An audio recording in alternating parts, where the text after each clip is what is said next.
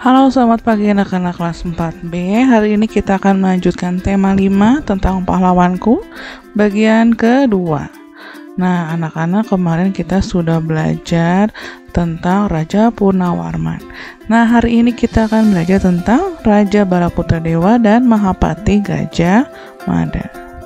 Nah, yang pertama kita akan membahas dulu tentang Raja Balaputradewa.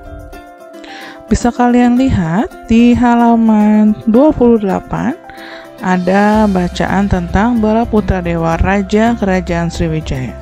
Nah, kita baca sama-sama ya. Balaputradewa menjadi raja di Kerajaan Sriwijaya sekitar tahun 850 Masehi. Pada saat pemerintahan Raja Balaputradewa, Kerajaan Sriwijaya mencapai puncak kejayaannya dalam bidang ekonomi, pendidikan, dan kebudayaan. Balaputradewa juga berjuang membangun armada laut yang kuat. Tindakan ini bertujuan supaya jalur pelayaran di wilayah Sriwijaya menjadi aman. Banyak pedagang merasa aman ketika singgah. Peningkatan ekonomi diperoleh dari pembayaran upeti, pajak, maupun keuntungan dari hasil perdagangan. Dengan demikian, Sriwijaya berkembang menjadi kerajaan yang besar dan makmur. Nah, itu tadi adalah bagaimana Balaputradewa yang menjadi raja di Kerajaan Sriwijaya, ya. Lalu bagaimana juga perjuangan Balaputradewa dalam membangun armada laut sehingga kegiatan ekonomi yang ada di wilayah Sriwijaya juga menjadi berkembang. Nah, ini adalah salah satu bukti peninggalan sejarah di Kerajaan Sriwijaya yang masih bertahan, yaitu namanya adalah Candi Muara Takus. Nah, anak-anak, sekarang yang ketiga kita akan membahas tentang Mahapati Gajah Mada.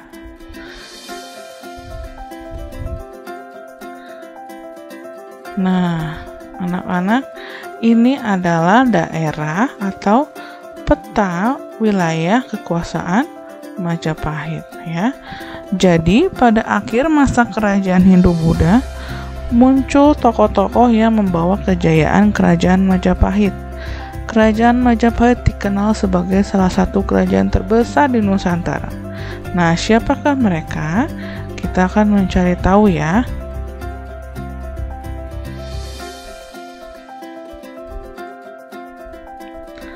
Nah, Gajah Mada, ia adalah seorang panglima perang pada zaman kerajaan Majapahit. Pada usianya yang ke-19, Gajah Mada pun berhasil menyelamatkan rajanya yang bernama Prabu Jayanegara. Oleh karena kecakapannya, pada tahun 1319, ia diangkat sebagai Patih Kahuripan. 2 tahun kemudian, ia diangkat lagi menjadi Patih Kediri. Nah, pada tahun 1329, Patih Gajah Majapahit yang bernama Aryotadah menunjuk Gajah Mada untuk menggantikan dirinya. Tapi Gajah Mada menolak karena ia ingin membuktikan dulu pengabdiannya kepada kerajaan Majapahit. Lalu ia pun menghentikan pemberontakan Keta dan Sadeng.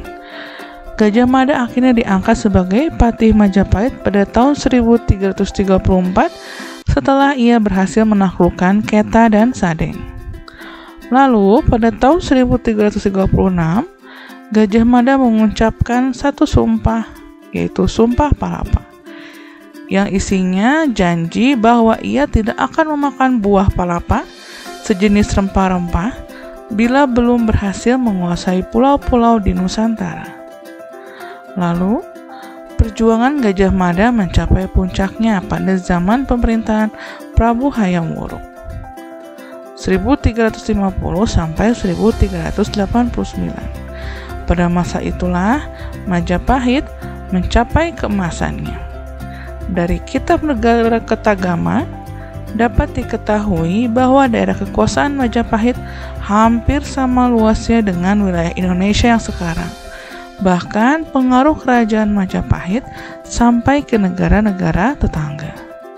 Nah, ini adalah kitab Negara Kertagama yang merupakan peninggalan dari kerajaan Majapahit. Isinya banyak menceritakan hal-hal penting mengenai istilah Raja-Raja Majapahit, keadaan kota raja, candi makam raja, upacara serada, wilayah kerajaan Majapahit, negara-negara bawahan Majapahit, dan hal-hal lainnya. Nah, hari ini kita sudah belajar tadi tentang Raja Balaputra Dewa dan Mahapati Gajah Mada. Selanjutnya, kita akan cari tahu tentang Candi Penataran peninggalan Kerajaan Majapahit ya. Nah, kompleks Candi Penataran ini adalah kemegahan dan kebesaran dari perjuangan dan peranan para tokoh pada masa Kerajaan Majapahit. Candi Penataran dibangun pada masa Kerajaan Kediri dan dipergunakan pada masa Kerajaan Majapahit.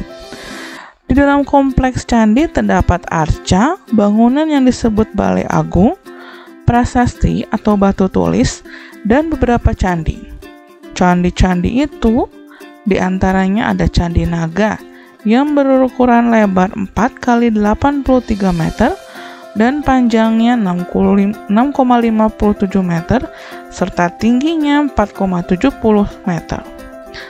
Selain itu, terdapat candi yang dianggap paling suci yaitu Candi Induk. Candi Induk terdiri atas 3 teras bersusun dengan tinggi seluruhnya 7,19 meter. Nah, ini merupakan Candi Penataran dari peninggalan Kerajaan Majapahit yang membuktikan bahwa ada perjuangan dan peranan pada tokoh pada masa kerajaan tersebut. Nah, anak-anak, untuk pembelajaran hari ini cukup sampai di sini ya. Hari ini kita sudah belajar tentang Kerajaan Majapahit dan tokoh-tokoh yang berperan di dalamnya, yaitu ada Raja Balaputra Dewa, lalu Mahapati Gajah Mada, dan Hayam Wuruk, serta peninggalan-peninggalannya yaitu Kitab Negara Kertagama dan Kompleks Candi Penataran. Oke anak-anak, cukup sekian dan terima kasih. Silakan melanjutkan ke pembelajaran berikutnya.